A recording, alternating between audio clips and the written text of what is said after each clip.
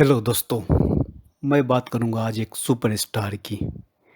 एक ऐसे सुपरस्टार की जो कि हिट फिल्मों की लगातार बरसात कर दिए थे। कुछ ही गिने चुने सुपरस्टार हम लोगों को मिले हैं, ग्रेट एक्टर्स। उसमें से राजेश खन्ना साहब का भी नाम आता है। राजेश खन्ना साहब के बारे में बात करूंगा कि उन्होंने ज़िंदगी में एक आखिरी बार जो एक प्रचार किया था, उस प्रचार में एक सेंटेंस बोला था, वो किस एक्टर पे कमेंट था।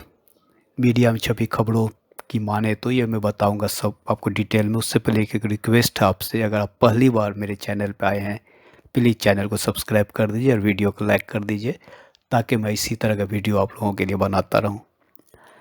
मैं बात करता हूं आपको राजेश खन्ना साहब की कि उन्होंने ज़िंदगी में जो आखिरी प्रचार किया था वो एक पंखे की कंपनी के लिए था। नाम मैं नहीं लूँगा कंपनी का, आप लोगों ने भी देखा ही होगा, किसने नहीं देखा होगा उस प्रचार को। तो उसमें उन्होंने कहा था, लास्ट में एक सेंटेंस बोला था कि बाबू मोसाए, मुझसे मेरे फ़ैन कोई नहीं छीन सकता। मीडिया में इसके बाद खबर छपने लगी कि एक तंज है, एक सुपरस्टार पे, दूसरे सुपरस्टार पे कमेंट किया है उन्होंने। वो दूसरा सुपरस्टार है अमिताभ बच्चन। उस पे उन्होंने कमेंट किया है कि बाबू मोसाए, मुझसे मेरे फ़ैन कोई नहीं छीन सकता। क्योंकि आपको तो पता ही है, राजेश खन्ना जो ऐसा सुपरस्टार बन चुके थे, ऐसा कुर्सी पे वो जम चुके थे, सुपरस्टार की कुर्सी पे, स्टारडम की कुर्सी पे, कि कोई हिला नहीं पा रहा था उनके स्टारडम को। और उनको चैलेंज किया अमिताभ बच्चन ने ही बाद में आके, और उन्होंने समझिए कि उनके पोजीशन को अमिताभ ने ही खाली करवाया और खुद बैठे। और ये बाबू मोशाई जो है वो आनंद फिल्म में सपोर्टिंग रोल में अमिताभ थे जब उन्होंने फिल्मी करियर का शुरुआत किया था। बाबू मोशाई बोलते थे, और इन्होंने जो प्रचार में जो बोला तो सभी को लग गया, दबे अल्फाजों में सभी ने बोलना शुरू कर दिया। मीडिया वालों ने छाप भी दिया था, कई चैनल वालों ने, कि अमिताभ पे ही इन्होंने कमेंट किया कि कोई फ़ैन उनके उनसे छीन नहीं सकता। अपनी पोजीशन छीन जाने की वजह से राजेश खन्ना अमिताभ से काफ़ी खफा थे।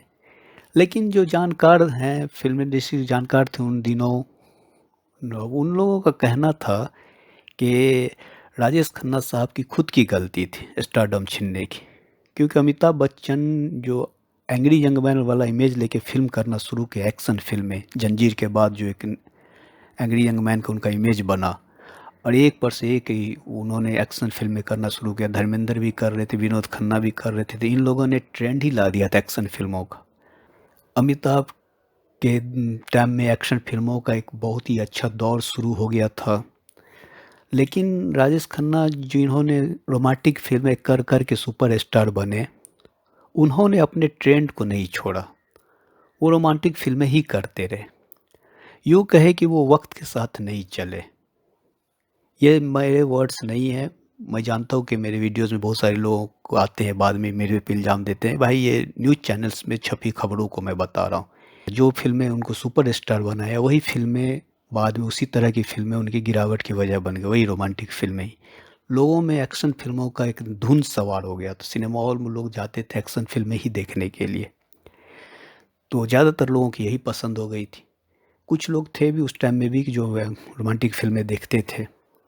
तो अमित राजेश खन्ना साहब को भी चाहिए था कि वक्त के साथ बदलें, पर वो वक्त के साथ नहीं बदले, वो रोमांटिक करते ही रह गए, और उनकी फिल्मों में गिरावट शुरू हो गई और फ्लॉप होनी शुरू हो गई, और उनका वही स्टारडम वहीं से छिनना शुरू हो गया। कुछ लोगों ने ये भी कहा कि जो उनके जो करीबी डायरेक्टर प्रोड्यूसर्स थे, वो अमिताभ बच्चन के ज़्यादा करीब हो गए बाद में।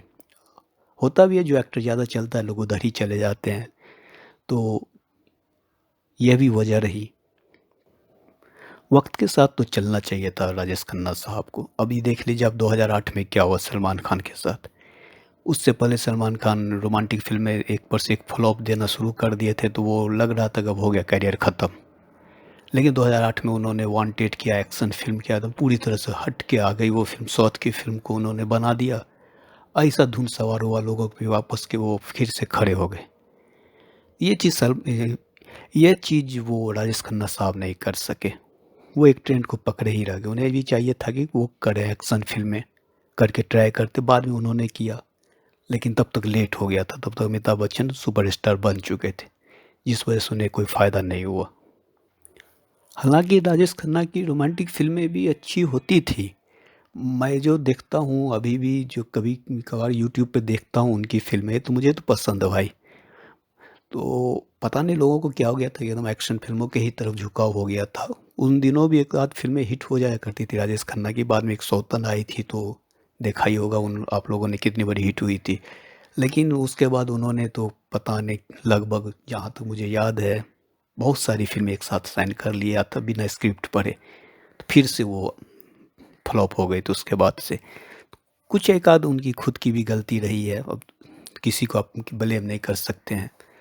तो मैं तो भाई मीडिया में छपी हुई खबरों से सहमत हूँ कि वो एक्शन फ़िल्में नहीं करना ही उनकी डाउनफॉल की वजह बनी।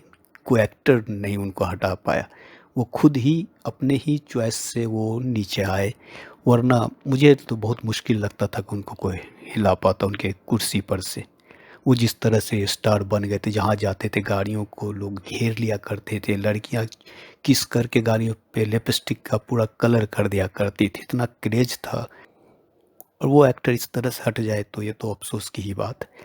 तो फ़िल्मों का चॉइस भी वजह रहा उनका, मेरे ख़्याल से भी। उम्मीद है आप लोगों को ये वीडियो पसंद आया होगा तो चैनल को सब्सक्राइब करके जुड़ जाइए मेरे साथ। मिलता हूँ मैं फिर अगले वीडियो में। तब तक के लिए अपना ख़्याल रखिए। वीडियो देखने के लिए आप लोगों को बहुत बहुत शुक्रिया।